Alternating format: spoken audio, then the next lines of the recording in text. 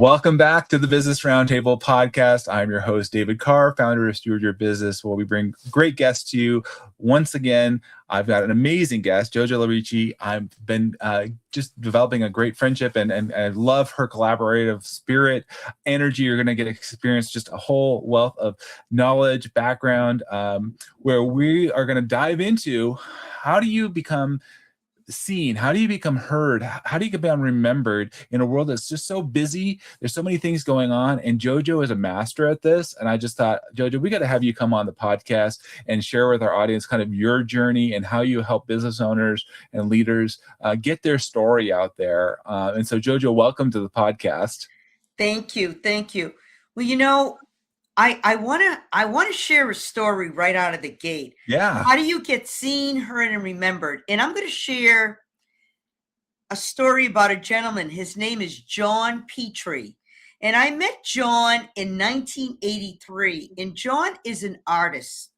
He's known throughout the world. And this was back in 1983. And I said, John, why is it that you are making $100,000 to $500,000 per painting, and there's starving artists all around the world, and you're an artist that's alive, and you're not that old?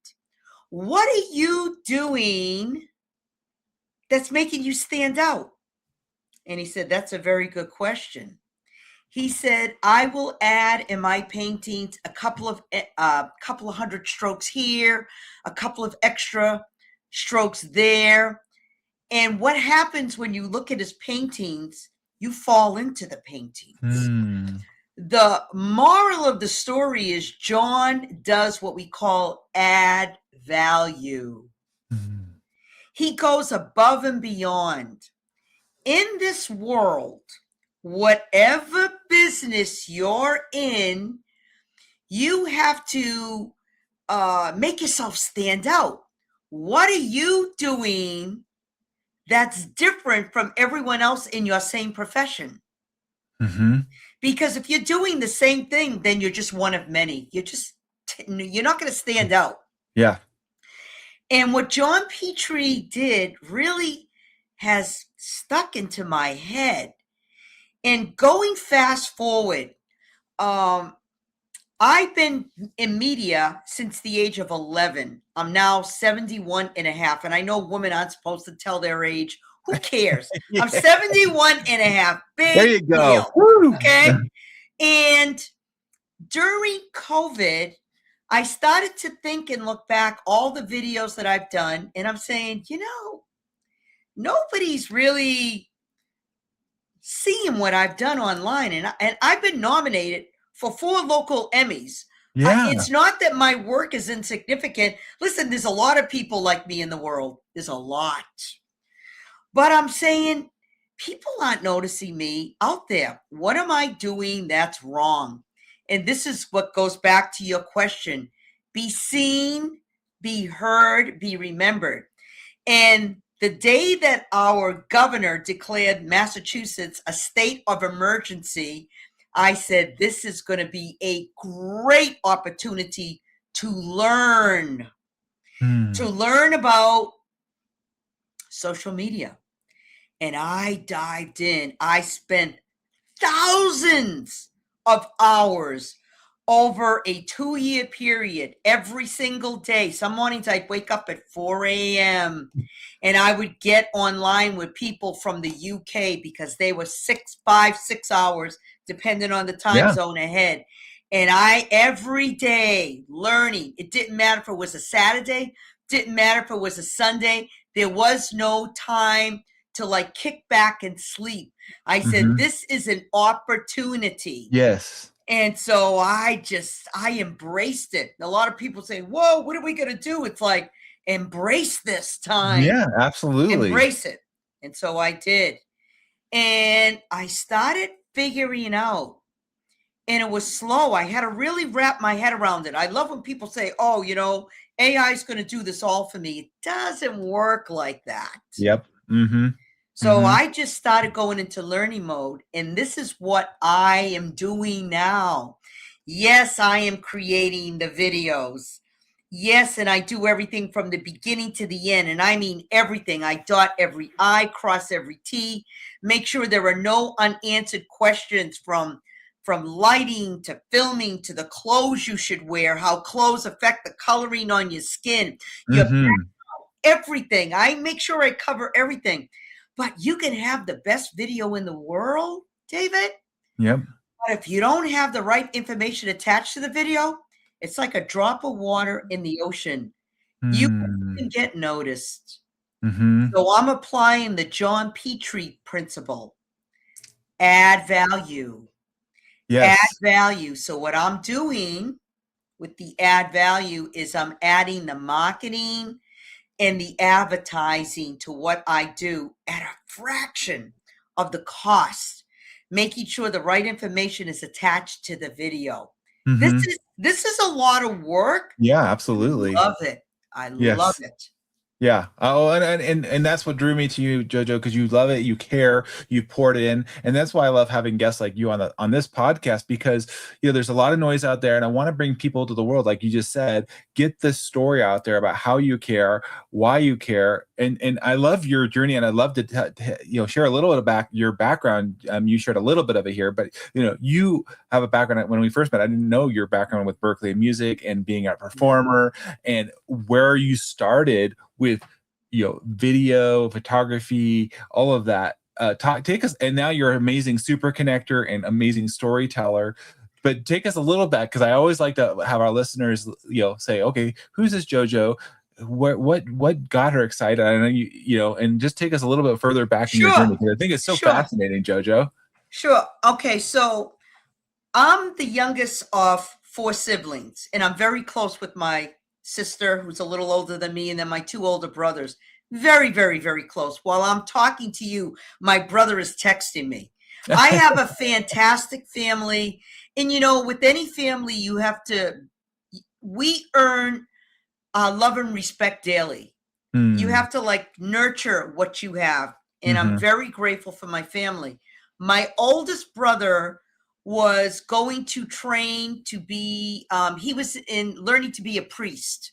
And my father threw a camera to my other older brother and said, I want you to document everything about your brother's journey to be a priest. Wow. So my brother Sal was taking beautiful pictures. He's still a phenomenal photographer. We're going back now. I was I don't know, about 10 years old, 9 years old, around that time. And everything my brother Sal did, I wanted to do, because he was the person that I copied. Looked up to, yeah. And I had to learn photography. And I was the youngest of 4. I was very competitive then. I'm very competitive now. And I asked I got involved with the teen center relatively early. I don't even think I should have been there. I was like a kid. But I asked the person who was running the teen center, I'm now 11, and I said, I need to learn photography. And he said, my roommate is, I don't know what they call a person that's attending college, but they're also teaching. Okay. This was at MIT. Now, oh, wow. I know that MIT is a big school. It's like MIT and Harvard, but I don't understand about tuition. Oh, yeah. Going to college, what it involved. All I know is I want to learn photography. Yep. And I knew that there was a class there. And so this guy running the teen center, he said, my roommate is teaching a class. He says, you could check it out. But he says, I don't think you're going to get in because you're 11 years old, right? So I take my bike there with my friend Petey, who I'm still friends with. We knock on the door. There was Jeremy opened the door, and there was around 8 students. And I said, Jeremy, we heard there was a photography class and we want to take it. And Jeremy looked at us and he said, you can't take this class. You're kids. You're not an MIT student. You didn't pay for tuition to come here. Right. And I looked at him. I said, do you think we rode our bikes here 2 miles to hear you say no? I don't think so. He caved. Well, we ended up in this photography class. we ended up buying our own. Then it was SLR cameras, single lens reflex. Now it's DSLR, digital lens single reflex. Mm-hmm. And, I had my own money. I saved, took the class, got an A, convinced my parents that I should build a dark room in the basement. Wow. They had no idea that it involved these chemicals. I mean, we were just taking our bikes everywhere and just like learning. And I'm still learning. I love learning. Yeah. And it started there. And then another funny story is, I don't know if you remember the recorders. And then they used to have like tapes, little reel to reel. And I got one of those recorders, and my parents were having an argument about toilet paper. It was so funny and ridiculous. And I hid around the corner and recorded them arguing. And then after they finished arguing, I went into the kitchen and I put it into play, and they heard their voices and they laughed. They thought it was the greatest. And I said, wow, people like to be, when you take their pictures, they like the sound of their voice. Video is the next transition. So of course, when I started in video, I mean, I was awful. I mean, I was a kid. Sure, we all got to start somewhere, right? Yeah. And so it eventually evolved, it morphed. And I went to Berklee College of Music, and when I took the audition, I flunked. I was awful. I couldn't even play the piano. And the guy's name, his name was Paul Schmeling. He said, "You're awful." And I said, "I know." I said, "I can't. I'm so nervous." And he said, "But this is your lucky day. We're going to admit you into Berklee College of Music." And I said, "Why?" I flunked the audition. And he said, "We have a shortage of women." When I went to Berklee in 1976, there was only 77 women. Oh, wow. And over 2,700 men. I basically went to an all-male college, and thank God I lived at home with my parents. Because, back in the day, men, they were into the drugs, the sex, the rock and roll. And I had to be a lady. I had to be a lady, because if I wasn't, it would have been like the runaway train. Yeah. Yes. So I built 3 recording studios. I started off with a 1-inch tape, and tapes back then for 30 minutes for a 1-inch tape, they ended up costing up to like $250. Wow. For 30 minutes. Can you imagine? And when people complain today about spending pennies to do videos, they have no idea what it was like back in the day. I mean, you just paid through the nose for everything. Yep. And then I had a 2-inch. I eventually got an Otari 2-inch, and I bought it from the gentleman who was the producer for the not the Backstreet Boys. There was a group from New England. I can't think of their names. Oh my God! New Kids on the Block. Yes, New Kids. Thank you. Yes. New Kids on the Block. I got the recorder that they use. It was phenomenal. Yeah. Wow. So thank you. New Kids on the Block. Yeah. It was back then. I can remember them. Yeah. And it's just been a great journey. So I love it.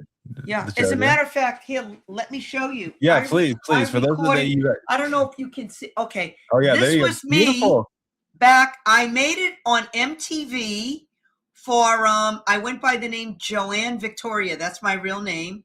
And I made it on MTV for basement tapes. And this is another, and I could tell you stories all day, so you got to tell me when to stop. I love it. You're a great storyteller. Absolutely. But we for basement tapes, my competition was people on the West Coast. I'm on the East Coast of the United States. And basement tapes was airing at 11 p.m. at night for this competition. And I had a business on Boston's waterfront for 35 years. I sold souvenirs, T-shirts, that sort of thing. That's another whole story. Yep. But I approached everybody that I could to ask them to watch me on Basement Tapes and vote for me. And this is 11 o'clock at night, and a lot of people don't stay up late. Yeah, right. And I only had 1,800 people in my contacts. You know how we used to have the address books where we would write down the names? I remember. Yeah.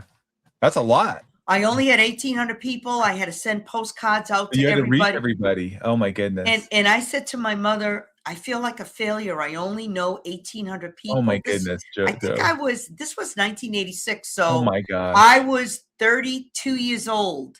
And my mother, no, was I 32? Let me see, 1986. No, yeah, 32. And my mother said to me, most people don't even have 100 people in their contact list. I know. I'm like, dang. So I made a vow at that point that I would start every single person that I met. I would get their name, their phone number, their address. We didn't have emails back then. Yep. And I would take down their information. Well, right now I'm just shy of a few people, 15,000 people in my contact on my phone. Oh my gosh. These are people that I know. So this is what 1986 has brought me to. Okay. Wow. This is on my phone. This isn't people on LinkedIn, which most people don't even know people on LinkedIn. They say they do, but they don't. Yeah. You know, like, oh, I have first connection. So you really know them all? Probably not, right? People in my phone, I know. Okay. So I'm shy of about 5 people, 15,000 people. Wow. I know, it's crazy. And so I made a vow, and this is important because what I do with my business, like when I met you, is making connections. Every Zoom call I do, I make 5 to 10 connections. And I do 10 to 12 Zooms every single weekday. I take the weekends off because you can't do this all the time. You need a time of rest too. Absolutely. Yeah, I absolutely do. Anyway. No, and I'll attest to that, JoJo. And I think as a fellow connector, I aspire to be more like you in a good way. But being intentional, you're absolutely 100% intentional in building the relationships. And I think that's what I appreciate you and everybody on this Business Roundtable podcast is about building relationships before we go jump into business or this, that, and the other thing. It's like, how do you do that? And again, you get to understand the other person. You're curious, you're listening. I think, and as you asked me questions and you do that, you're like, okay, well, I know a good person that would be a great connection based on what you're telling me. And you made it even a personal introduction. And like I said, I aspire to do the same thing. If we are business owners or leaders doing this, we're going to have greater influence in our world instead of getting all frustrated. Why are people listening to me or finding me? It's because how did you treat them? How did you see them? How did you draw the best out of them? And that's why I hear you, JoJo, saying is that you poured into yourself all those years, and that your story of your journey is just from going back in the tapes. You and I have kind of a parallel version because I used to run a DJ company as well in music, and so I understand some of these things. So you poured in so much, and so when people come to meet you, it's that value. And I think it's an interesting time now more than ever, JoJo, your thoughts on this, but I think people are looking at with technology and changing of that, like, what is the value? What's the exchange? And I think to me, it's an exciting time because if you can craft great value, people are like, oh my goodness, all whatever. It's not so much transactional, like, you work this many hours and then I get this. It's like, what's the outcome and the value bring? And then I'm like, oh, it makes total sense why I would want to, work with you. What is the question exactly? So the question is, I guess I'm going to clarify. So you're creating the value. So I want to take it back a little bit of how you're not just creating like videos, but what I say is like, you're getting clear. You're helping bring people so that they can get that, explain that value, get clear about what do they bring. Sure. It is very important in all our lives, no matter who we meet, that we are servant leaders.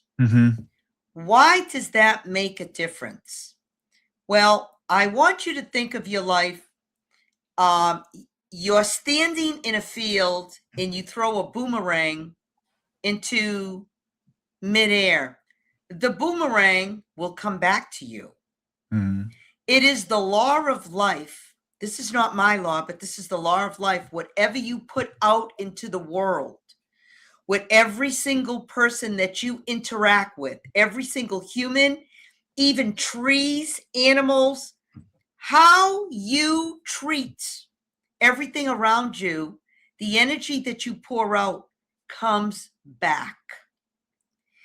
If you are disrespectful, and I'll use this, people think of their automobiles as an inanimate object. Mm-hmm. If you don't respect the vehicle that you're driving in, the vehicle, and people will say, well, cars don't have energy. Everything has energy. You know, we'll look at a mountain or a piece of land and we'll say, well, that's not moving. But if you look at that same piece of topography, hundreds of years later, it has moved or shifted. Mm-hmm. Everything moves and has energy, even if it seems like it's dormant. Yeah. What does this have to do with add value? I perceive every single person as someone that I should be serving. Mm-hmm. I want to serve the world. I am here for you. I am here for you. And so some people say, why do you make all these connections? That's insane. And I say, why not? Mm-hmm. Mm-hmm. People are here. People are starving in the world. Yes. They need connections because people need to eat and they need to live. Mm-hmm. I am a money magnet. What I mean by that is that I just have to think about something that I need and it just comes to me.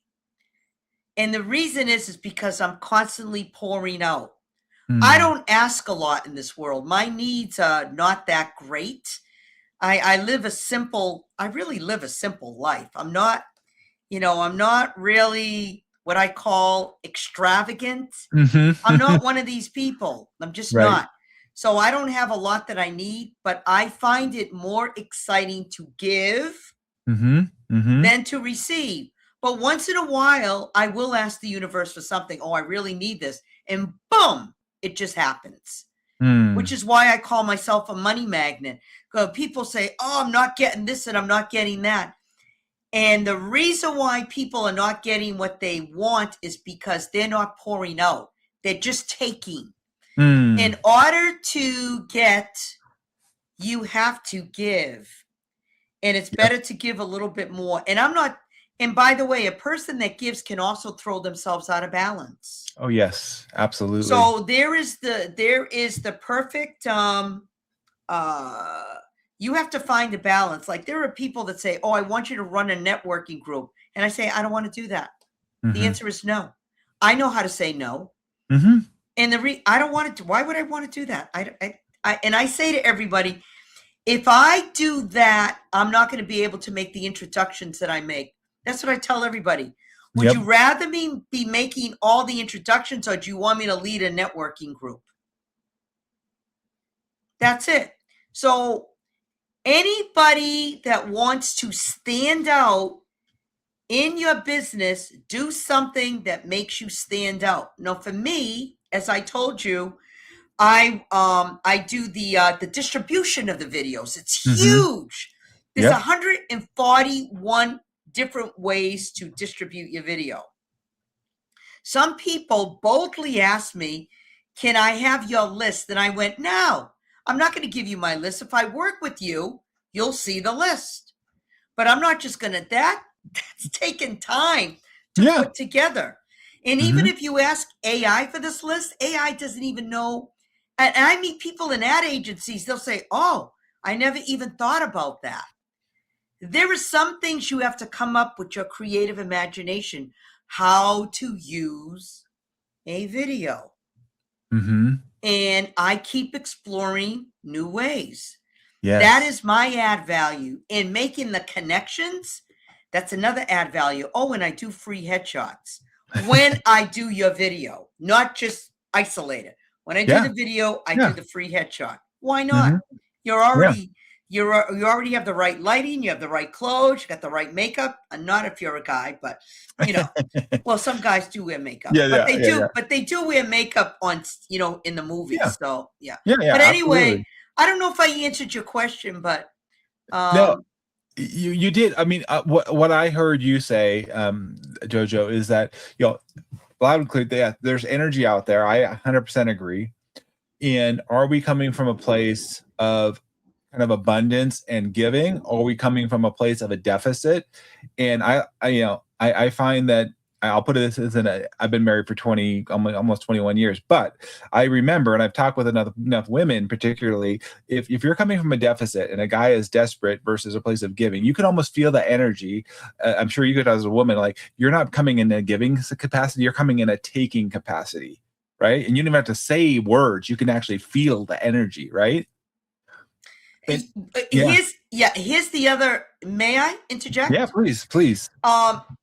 A lot of people will come on these Zoom calls and they're very transactional.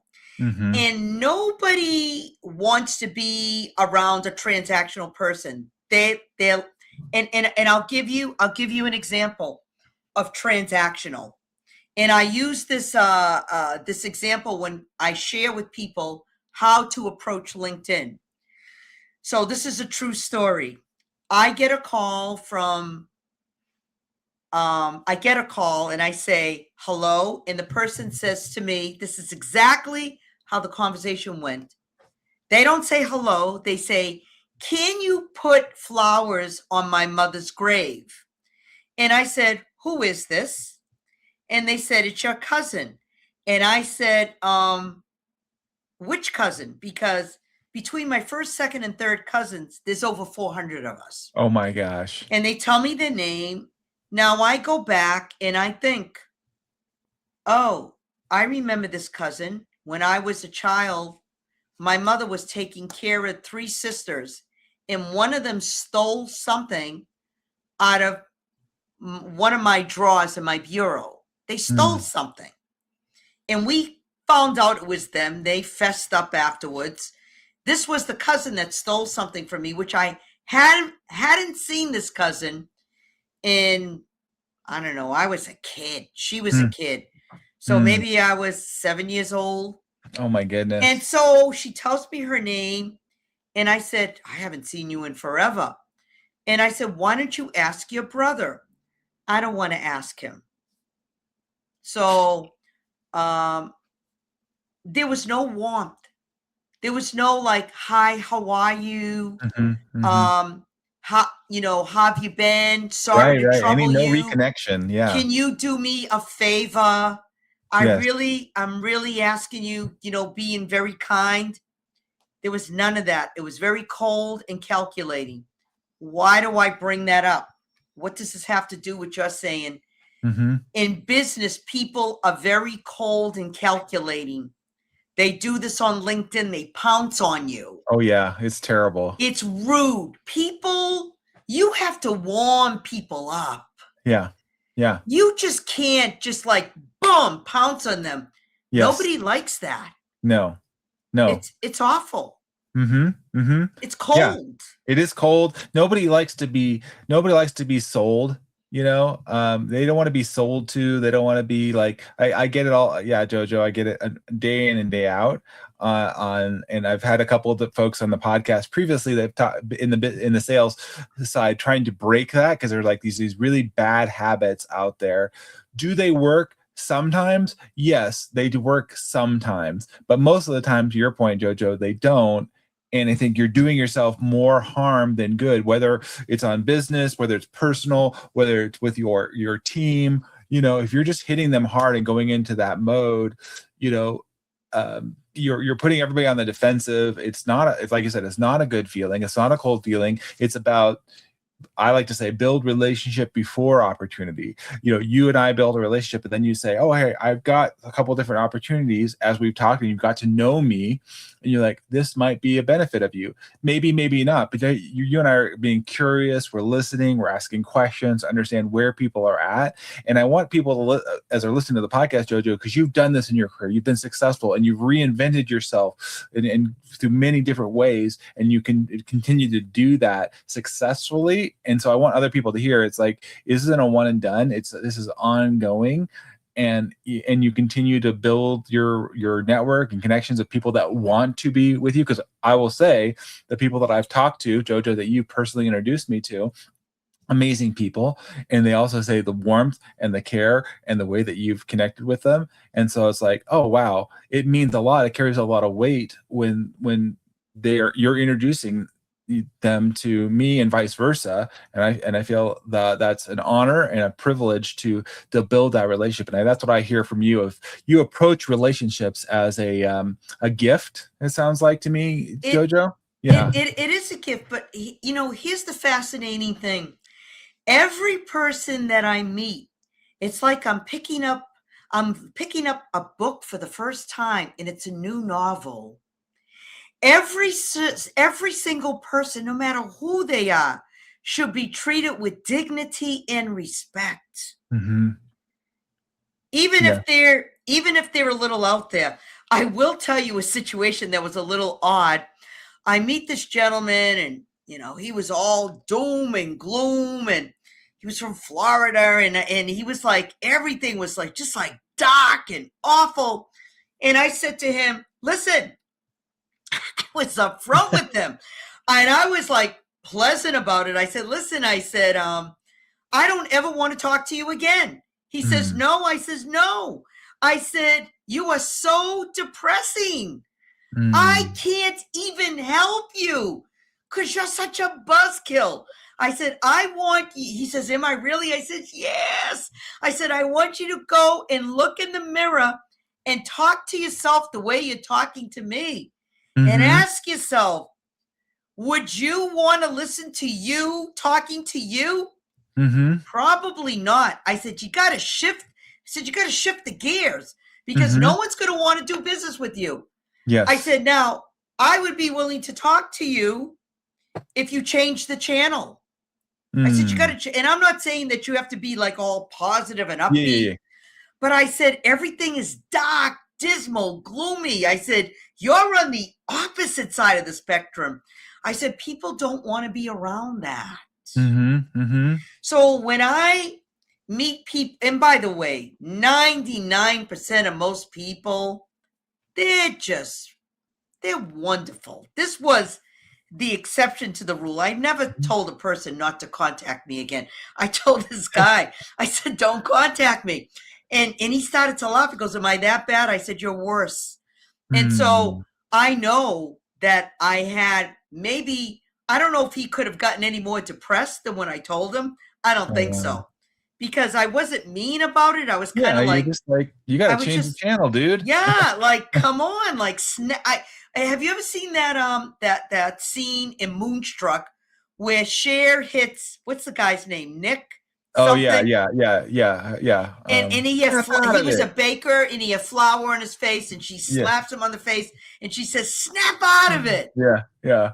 That's what I wanted to do to that guy. I wanted to say, snap. Sometimes we need that, JoJo. I mean, honestly, some people. I want to ask you a follow-up question to that because for me, so in, like you said, to change the channel, because we all face at points, obviously, disappointment. We face the depression. There's things that are chronic and there's things that are temporary. But in your life, JoJo, what is your daily or weekly practice so that you stay in that state, not of being overly positive? I mean, you're positive in a great way. We're not trying to be Pollyanna, if you will, but just being true, authentic, being filled up, JoJo, so that you can then, like you said, be in a place of giving. Because if we're at a deficit, like he's in a deficit, there's no way it's going to be repelling, but he needs to get filled up. He needs to turn the channel. But what does that look like for you, JoJo, in your daily way of living, your 71 and a half years that have gotten you this place? Because I see that you're a vibrant 71-year-old. I've seen people that are half your age that are not nearly as vibrant. Right. JoJo. I have lived a life of, if I told you some of the things that have happened, you would say, are you kidding me? Life has not been smooth. Mm-hmm. So I'm going to go back and I'm going to share another story. I used to be that person that used to be critical, condemning, criticizing, always complaining. Nobody wants to listen to the person criticizing, condemning, and complaining. Nobody wants to be around that person. Nobody wants to be around a person that gossips. Okay? Yep. I was all those things. And I woke up one morning and I just said, I have to change who I am. I mean, I had some bad habits. I never, when I say, I ended up the first night in the Norfolk County Jail, not because I did anything bad. It was a fundraiser before the jail opened. and it was very interesting because I said every single kid in high school should spend a night. They should have a jail just for kids to stay overnight to know what it's like. Because I got to tell you, I was treated like a criminal. They said you're going to be treated like, it was a fundraiser. You're going to be treated like a criminal. You're going to get, the fingerprints, the photograph. Oh yeah, they did it. Oh, it was bad. Oh my goodness. And they came into my cell and I said, those guys, I call them the Ninja Turtles, where they come in and they march around the prisons and they like rip apart your cell. Oh, yeah. I wanted them to do that in my cell. And they said, you want this? I went, yeah, I want to see it. Wow. Be careful what you ask for. Okay. I mean, I'm not a criminal now, but I'm just going to tell you that. Right. But you experienced that. I experienced something that just like it shook me. It shook the insides of me. And I went, whoa.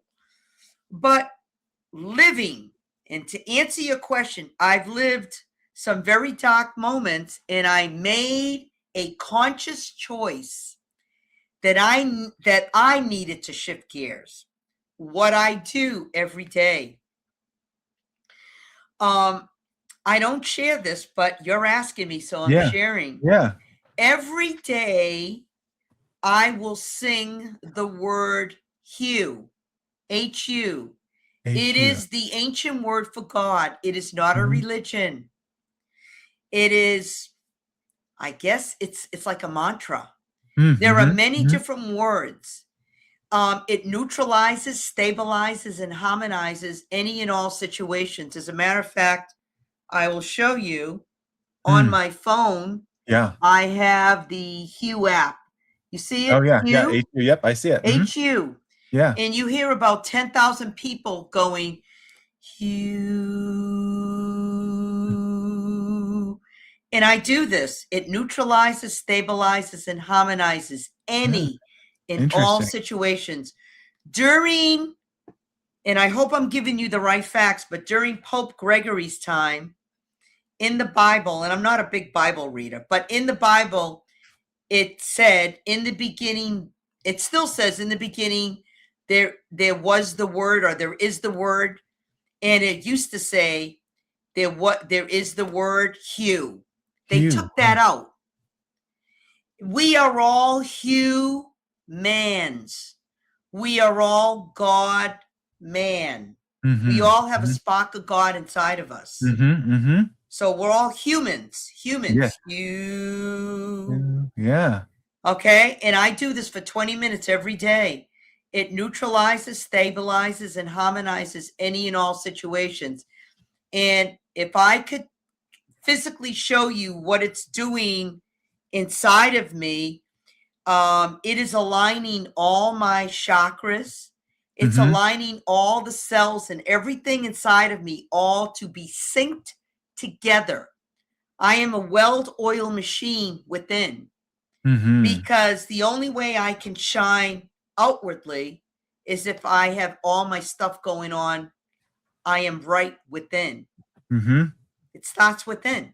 Yes. Now, I'm not saying that you need to be religious, because religion Religion is a funny word because a lot of people fight over religion. Yes, sure. So I'm sure. not professing a religion. Let me be very clear about that.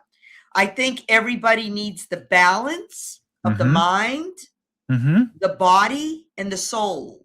Yes. And when you are balanced with all three, the way you eat, the way you integrate and talk to people, the way you show up, the way you line up, your life is like smooth peanut butter without the nuts. And we need, and there's enough stuff in the world to throw people off their axis. I don't listen to the news. I do not listen to the news because it throws me off my axis. I am not around people that do drugs. I don't drink alcohol anymore. I can't because it gives me agita. That's like acid reflux. I just can't drink alcohol. I just said, I don't need this anymore. And it's not like I ever had an alcohol problem. I didn't. I just don't like it anymore. It's good to move. I should move more. I'm guilty of that. I should move more. You and me both. Yes. But I am healthy. I am strong. I am vibrant. When you have your health, you're an instant millionaire right out of the gate. Yes. Love that. It is good to associate with people that keep you balanced, whoever they are. If you're around, you're asking me about what I do. Yeah, absolutely. I try to avoid people that are a vexation to my spirit, that throw me out of, if I'm around somebody or I'm in a situation where it doesn't line up with me, no matter what it is, I just walk away because I don't have time. Yes. I'm on the last leg of my life.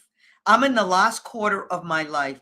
So I want to make it count. Not that I didn't make it count before, but I'm more aware that every moment counts. I don't live in a big house. I only have 800 square feet. And so if I have a dinner party, I can only hold up to 6 people. So what I do with my family is I take them out because it's great.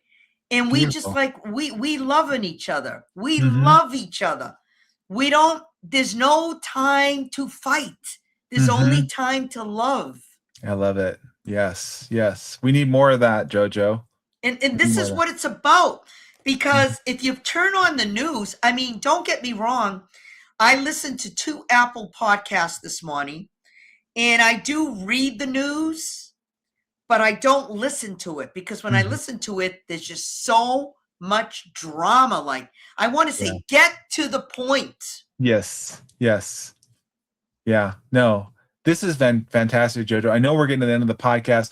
I wanted people to listen to that because I think everybody has their journey of, like you said, to be fulfilled, to be in alignment. I think that's so important, and to value that. What I also hear you say, JoJo, is that you've come to value who you are uniquely. You're leaning into that. You're being a gift. You're being a blessing to others, shining a light. Beginning it from the inside out first is really important, because if you're trying to do it from the outside in my experience, it's just never going to be enough. You have to do it from the inside out. Do that work. It's totally worth it, and you're seeing the fruits here in your life, JoJo. I'm this, similar things of, looking at, moving daily, sharing gratitude and appreciation for others, for me as a Christian, spending time in the Word and meditation, or at least resetting myself so that I'm in a place of receiving love, and I believe in God's love, and sharing that outwardly to the world, to be a light.